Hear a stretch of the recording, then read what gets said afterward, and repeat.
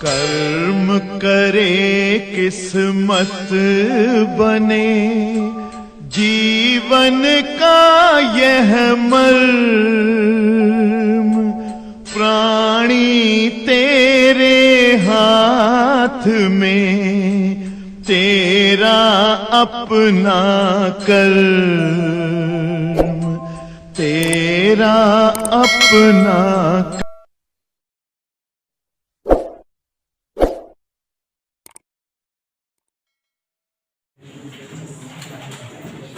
प्यारे बच्चों, आज हम लोग डिस्कस करेंगे परावर्तक दूरदर्शी। तो सभी साथी यहां ध्यान देंगे। परावर्तक दूरदर्शी बच्चों, परावर्तक दूरदर्शी के पहले कल की क्लास में हम लोगों ने सीखा अपवर्तक दूरदर्शी या खगोलीय दूरदर्शी के संदर्भ में। आज हम लोग सीखेंगे परावर्तक दूरदर्शी के बारे में। तो सबसे पहली बात तो ये जान लीजिए कि वर्तमान में जो भी टेलीस्कोप या दूरबीन बनाए जाते हैं वो सब परावर्तक दूरदर्शी ही है। अपवर्तक दूरदर्शी का प्रयोग अब नहीं होता है, परावर्तक दूरदर्शी ही बनाए जाते हैं। परावर्तक दूरदर्शी का आवश्यकता क्यों पड़ी, क्यों बनाया गया और परावर्तक दूरदर्शी कैसे वर्क करते हैं, इन सब का डिस्कस हम लोग शुरुआत करते हैं। देखो बच्चों, सबसे पहले बिंदु बेटा कि अगर हम दूरदर्शी प्रयुक्त करते हैं तो दूरदर्शी में दो पाइपें होती हैं, एक ज्यादा चौड़े मुंह की और एक कम चौड़े मुंह की।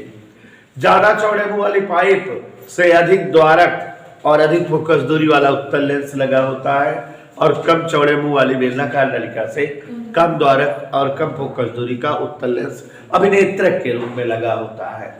अब बच्चों, ये एक चीज तो ये स्पष्ट जान लीजिए कि हमारी वस्तु बहुत दूर है, क्योंकि दूरदर्शी का प्रयोग दूर स्थित वस्तुओं का स्पष्ट और चमकीला प्रतिबिंब देखने के लिए किया जाता है। तो जब हम दूरदर्शी का प्रयोग करेंगे तो वस्तु हमारी जब बहुत दूर है तो उसका प्रतिबिंब स्पष्ट बन सके, इसके लिए हम दूरदर्शी के सामने जो अपदृश्यक लगाएं, जो वस्तु के सामने लेंस लगाया जाता है वो अपदृश्यक होता है।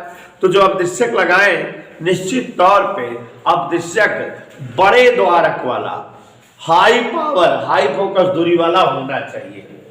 अगर हम जो है अपदृश्यक के रूप में अधिक द्वारक के लेंस का प्रयोग करेंगे तो जो वस्तु बहुत दूर है उससे ज्यादा किरणें लेंस पर आपतित होने की संभावना है, और जितने ज्यादा किरणें आपतित होंगी उतने प्रतिबिंब इस लेंस के द्वारा स्पष्ट, चमकीला, साफ सुथरा बनेगा।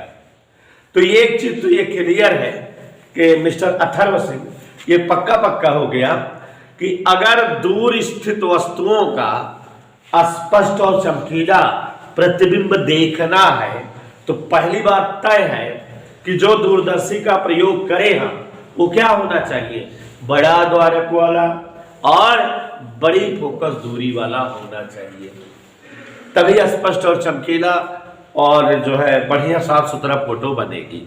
तो अब तो हमको क्लियर हो गया कि हम अगर दूरदर्शी प्रयोग करेंगे अच्छा साफ सुथरा चित्र बनाने के लिए तो दूरदर्शी में अपदृश्यक ज्यादा द्वारक और ज्यादा फोकस दूरी का लेना होगा। अब बेटा, दूसरी एक अजीबोगरीब बात यह है कि अगर हम दूरदर्शी के रूप में उत्तल लेंस का प्रयोग करें, अपदृश्यक के रूप में उत्तल लेंस का प्रयोग करें और ज्यादा द्वारक का उत्तल लेंस ले लें, तो उत्तल लेंस जब ज्यादा द्वारक का होता है तो उससे आकार के कारण गोलीय विपथन का दोष प्राप्त होता है। माने किसी एक ही वस्तु का कई जगह प्रतिबिंब बनता है और कई साइज का बनता है। इस दोष को हम जो है, अगर कोई वस्तु किसी लेंस के सामने रखी जाए और लेंस के आकार के कारण इस वस्तु का कई स्थानों पर और कई साइज का प्रतिबिंब बने तो ऐसे दोष को गोलीय विपथन कहते हैं। कहने का मतलब गोलीय विपथन ऐसे जान लो कि जैसे जो है ये अगर उत्तल लेंस है और ये अगर उत्तल लेंस है, यहां इसका जो है क्या है, प्रकाशीय केंद्र, और अगर इस पर बहुत सारी किरणें ऐसे आपतित हो रही हो मुख्य अक्ष के समांतर, ऐसे हमें पता है कि ये किरणें लेंस के कहां पर केंद्रित होंगी, फोकस पर। बट अब देखा ये गया है कि अगर लेंस बहुत बड़ा होता है तो यहां प्रकाशीय केंद्र के पास इसकी गोलाई ज्यादा होती है, तो यहां पर इसकी जो है वक्रता त्रिज्या ज्यादा होगी, तो इसके लिए फोकस दूर मिलेगा। इन किरणों के लिए फोकस बिंदु जो है दूर प्राप्त होगा, क्योंकि यहां पर लेंस ज्यादा गोल है, यहां पर वक्रता त्रिज्या ज्यादा है, तो वक्रता त्रिज्या ज्यादा फोकस दूरी, तो ज्यादा फोकस दूरी मिलेगी। लेकिन जो किरणें प्रकाशीय केंद्र से बहुत दूर है, यहां पर लेंस की गोलाई कम है, माने इस स्थल वाले लेंस का वक्रता त्रिज्या कम है, और इसलिए इस किरण के लिए फोकस बिंदु और नजदीक प्राप्त होगा, इस तरह से। तो कहने का मतलब देख रहे हो कि इस लेंस के आकार के कारण जो मुख्य अक्ष के समांतर किरणें लेंस पर आपतित हो रही है, वो भिन्न भिन्न स्थान पर फोकस बना रही है, यहां। अब अगर इस लेंस के सामने हम वस्तु रखें तो निश्चित तौर पर लेंस के द्वारा उस वस्तु का प्रतिबिंब भिन्न भिन्न स्थान पर और भिन्न भिन्न माप का बनेगा। ऐसे दोष को, प्रतिबिंब बनने के ऐसे दोष को गोलीय विघटन कहते हैं। ये लेंस के आकार के कारण संभव होता है। इधर चलिए, बुराई दोष, तो ये बात समझ में आ गई, गोली विघटन। तो हम बता रहे थे जो है अब से क्या था कि अगर दूरदर्शी का प्रयोग करना है दूर स्थित वस्तुओं को देखने के लिए, तो दूरदर्शी का जो अवदिशक है वो अधिक द्वारक और अधिक फोकस दूरी वाला होना चाहिए। लेकिन अगर हम अधिक द्वारक और अधिक फोकस दूरी वाले अवदिशक के रूप में उत्तल लेंस का प्रयोग करें, तो सबसे पहली बात कि ऐसा करने पर लेंस अगर प्रयोग करें हम जो है अधिक द्वारक और अधिक फोकस दूरी के रूप में, तो सबसे पहला दोस्तों, सबसे पहले डिस्टर्बेंस तो ये होगी कि ऐसे जब जो है अवदिशक के रूप में उत्तल लेंस अधिक द्वारक और अधिक फोकस दूरी का प्रयोग करोगे, तो ऐसे दूरदर्शी से प्रतिबिंब भिन्न भिन्न स्थान पर और भिन्न भिन्न साइज का बनेगा, पर आप स्पष्ट और चमकीला प्रतिबिंब नहीं पाओगे, दो संयुक्त प्रतिबिंब बनाओगे। और दूसरी सबसे बड़ी बात है कि उत्तल लेंस किसी जो है गोली कांच को तराश कर बनाया जाता है। ज्यादा द्वारक वाला उत्तल लेंस बनाना भी बहुत कठिन है। इजिली उत्तल लेंस अधिक द्वारक और अधिक फोकस दूरी का बन ही नहीं सकता, इम्पॉसिबल समझिए। तो अब उल्टी बातें हो गई ना भाई, हमको दूरदर्शी चाहिए, दूर स्थित वस्तुओं का स्पष्ट और चमकीला प्रतिबिंब चाहिए, और इसके लिए हमारे पास मजबूरी है कि अवदिशक के रूप में अधिक द्वारक और अधिक फोकस दूरी जो है का अवदिशक प्रयोग करना है। और अगर अधिक द्वारक और अधिक फोकस दूरी वाले अवदिशक के रूप में उत्तल लेंस की कल्पना करें, तो पहली चीज तो बन नहीं सकता, और दूसरी चीज बन गया तो वहां गोली विघटन का दोष होने लगता है। तो इन बातों को दूर करने के लिए साइंटिस्टों ने इसका उपाय खोजा और उत्तल लेंस के बजाय अवतल दर्पण का प्रयोग कर लिया। किसका प्रयोग कर लिया? और अवतल दर्पण अधिक द्वारक और अधिक फोकस दूरी का बनाना संभव है, एक बात। और दूसरा कि अवतल दर्पण अगर अधिक द्वारक और अधिक फोकस दूरी का है अवदिशक के रूप में, तो वहां जो है गोली विघटन का भी दोष नहीं होता। तो यही वजह है कि अब वर्तमान में आधुनिक दिनों में हम जो दूरदर्शी का प्रयोग करते हैं, उस दूरदर्शी में दूर स्थित वस्तु का स्पष्ट और चमकीला प्रतिबिंब देख सकें, पा सकें। इसके लिए बच्चों दूरदर्शी के अवदिशक के रूप में अधिक द्वारक और अधिक फोकस दूरी का उत्तल लेंस प्रयोग करने के बजाय अवतल दर्पण प्रयोग करते हैं, और ऐसे दूरदर्शी समृद्ध कहलाते हैं परावर्तक दूरदर्शी। और हमें रिफ्लेक्टिव टेलीस्कोप के बारे में पढ़ना ही है, और आपको बताना चाहूंगा कि अब जो टेलीस्कोप बनते हैं वो सब रिफ्लेक्टिव टेलीस्कोप है ही, और दुनिया का माने संसार का सबसे बड़ा परावर्तक दूरदर्शी कैलिफोर्निया में बना हुआ है, रखा हुआ है। और जिस जगह कैलिफोर्निया का एक शहर है माउंट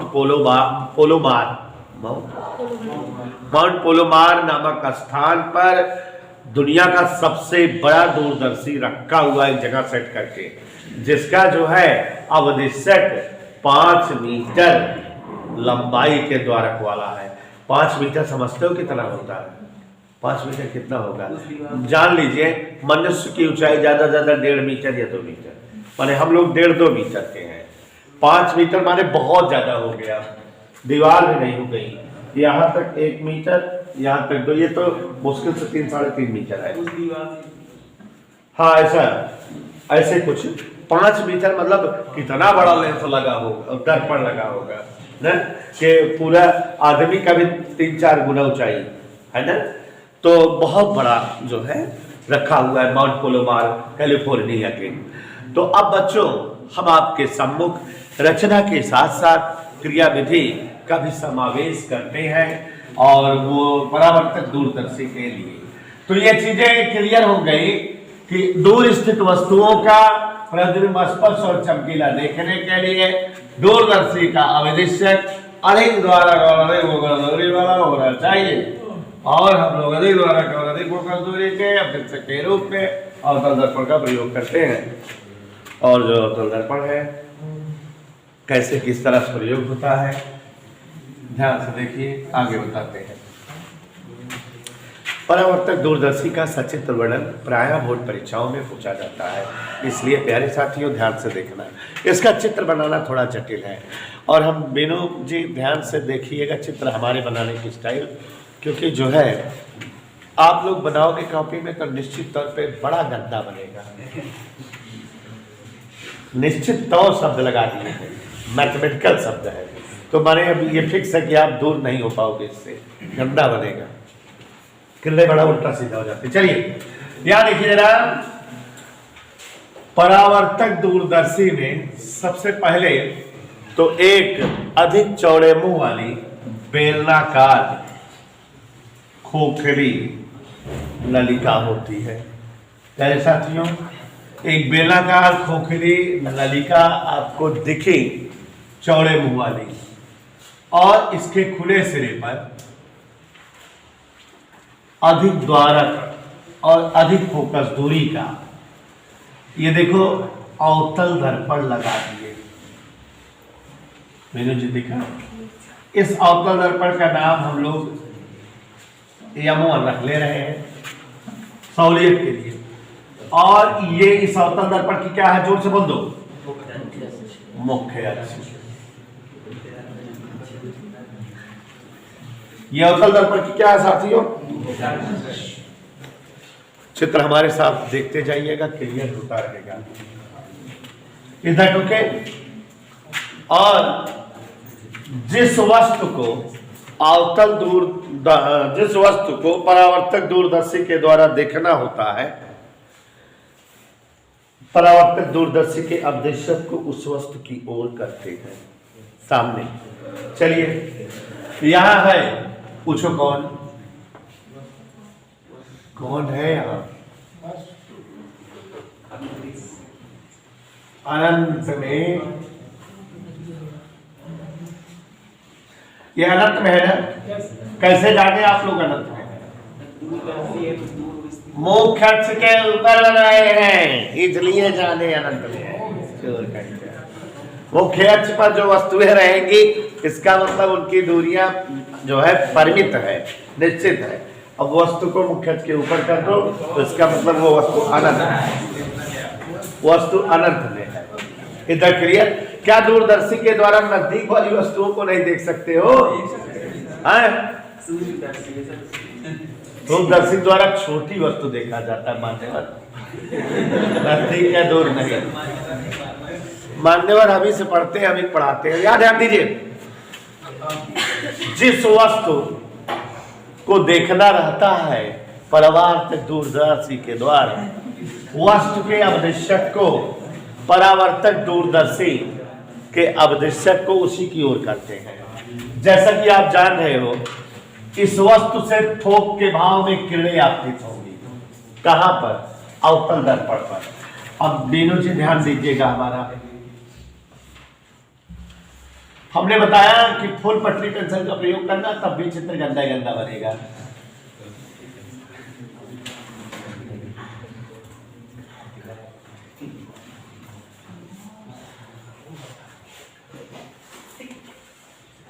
दिखाई दे रही है क्या?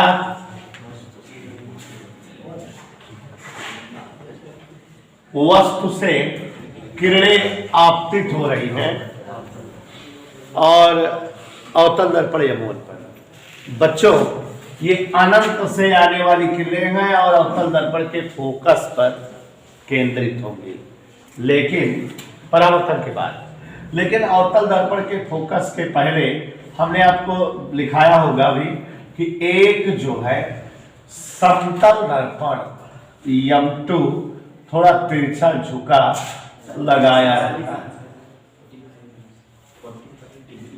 हाँ, तिरछा मतलब 45 अंश के कोण पर झुका इसलिए लगाए रहते हैं कि ये जो अनंत से आने वाली किरणें हैं, ये जो है लेंस के दर्पण के फोकस पर केंद्रित ना हो, बल्कि उसके पहले इस दर्पण पर आपतित हो जाए। ये किरणें कहां आपतित हो जाए? दर्पण पर। देखो आपतित हो रही है कि नहीं?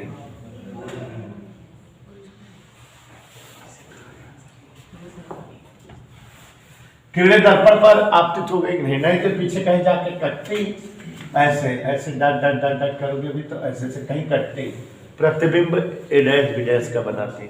लेकिन हमने जो है इनके रास्ते में क्या रख दिया? समतल दर्पण। और समतल दर्पण रख दिया जब, बोलो हाँ सर, तो वो किरणें समतल दर्पण पर आपतित हुई। और दर्पण का काम ही है किरणों को परावर्तित करना। तो ये किरणें परावर्तित हुई दर्पण से।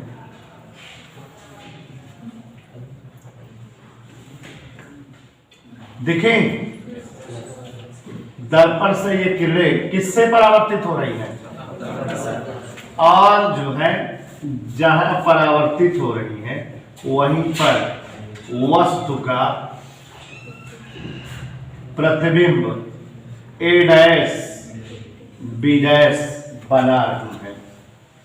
बना रही है कि नहीं?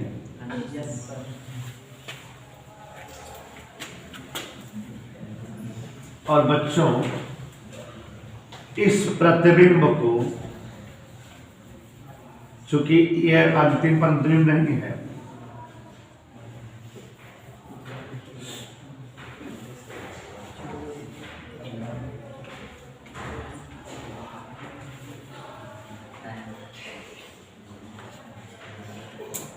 आपने जो है अभी लिखा था और हम बता भी दे रहे हैं कि परावर्तक दूरदर्शी में एक कम चौड़े मुंह वाली बेलनाकार नलिका होती है। परावर्तक दूरदर्शी में एक कम चौड़े मुंह वाली बेलनाकार नलिका होती है और जिसके खुले सिरे से कम द्वारक और कम फोकस दूरी वाला एक उत्तल लेंस सेटअप होता है। ऐसे इससे जो है बड़ी वाली नलिका से ये दूसरी नलिका जुड़ी होती है।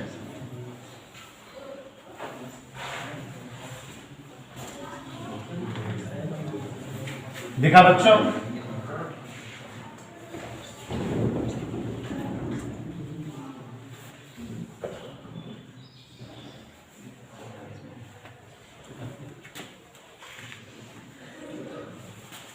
ध्यान दीजिएगा, अधिक चौड़े मुंह वाली बेलनाकार नलिका से जुड़ी होती है एक कम चौड़े मुंह वाली बेलनाकार नलिका। जैसे जो पाइप होती है उसके ऊपर एक छोटी सी चौड़ी कम चौड़े वाली पाइप लगी रहती है, उसको हम इधर उधर घुमा भी सकते हैं। ये वही है। तो ये जो प्रतिबिंब ए डैश बी डैश समतल दर्पण के द्वारा बना है, इस प्रतिबिंब को हम इस अभिनेत्रक लेंस के प्रकाशीय केंद्र और प्रथम फोकस के बीच समायोजित करते हैं। किसके बीच समायोजित करते हैं? इसके प्रकाशीय केंद्र और प्रथम फोकस के बीच समायोजित करते हैं। प्रथम फोकस इसका यही कहीं है, मान लो ये कहीं प्रथम फोकस है। ये हमारे जो है आई लेंस का प्रथम फोकस है, दिखा। और ये जो है वस्तु को हम प्रकाशिक केंद्र, ये प्रकाशिक केंद्र है ई, और इसके मध्य समायोजित किए। तो आप जानते हो बेटा क्या होगा, एक किरण मुख्य अक्ष के समांतर चलेगी,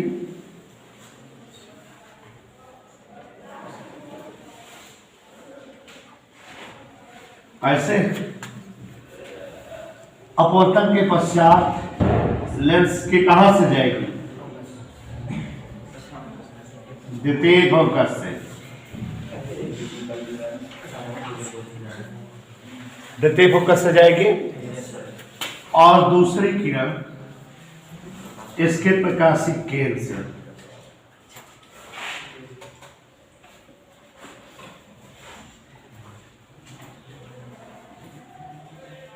कोई डाउट? और यहां आप नेत्र बना देंगे,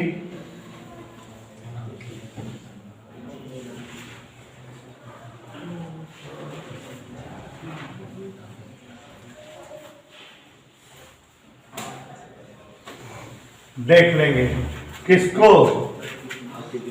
कहां बनेगा।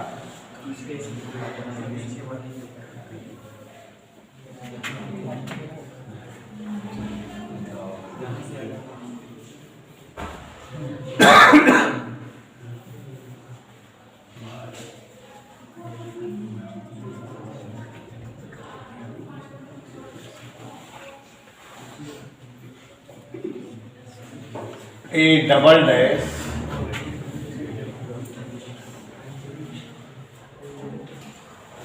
बी डबल डैश, ये मुख्य अक्ष है ना, A double dash B double dash, ये ए डैश बी डैश वस्तु है,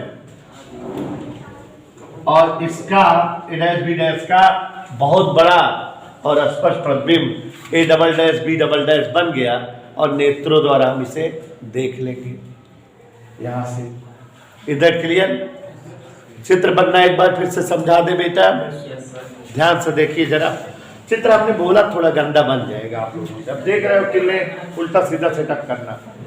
देखिए, परावर्तक दूरदर्शी में एक अधिक चौड़े मुंह वाली बेलनाकार नलिका होती है, जिसके खुले सिरे से अधिक द्वारक और अधिक फोकस दूरी का एक जो है क्या लगा रहता है, अवतल दर्पण M1, जो कि अवदिशक के रूप में होता है, अधिक द्वारक और अधिक फोकस दूरी का। और इसके प्रकाशिक केंद्र या मुख्य अक्ष पर फोकस के पहले एक और समतल दर्पण M2 45 अंश के कोण पर झुकाकर रखा होता है। इस नलिका से एक और नलिका जुड़ी होती है, और जिससे जो है कम चौड़े मुंह वाली नलिका के खुले सिरे से कम द्वारक और कम फोकस दूरी का अभिनेत्रक लेंस से जुड़ा होता है। इधर क्लियर बच्चों? ठीक। अब अवदिशक को वस्तु की ओर करते हैं जिसे देखना होता है, तो वस्तु AB से जो कि अनंत में है, थोक के भाव पर किरणें आपतित होती हैं, जो समतल दर्पण M2 पर केंद्रित होती हैं या आपतित हो जाती हैं। इनके मार्ग में है तो इन्हीं पर केंद्रित हो गई। समतल दर्पण के द्वारा इन किरणों का परावर्तन A डैश पर होता है, ऐसे लिखाएंगे। और ये किरणें A डैश पर A डैश B डैश प्रतिबिंब बनाती हैं। यहाँ तक कहानी समझ में आई? प्रतिबिंब A डैश B डैश को अभिनेत्रक लेंस के प्रकाशिक केंद्र और प्रथम फोकस के बीच एडजस्ट करते हैं। किरणें मुख्य अक्ष के समांतर और प्रकाशिक केंद्र की ओर चलती हैं, पीछे बढ़ाए जाने पर A डबल डैश पर कटती हैं। A double dash B double dash प्रतिबिंब स्पष्ट बन जाता है, बड़ा भी बनता है। और ये नेहा की आंख बनाए हैं, उसके देख लिया जाता है। इधर ओके ओके।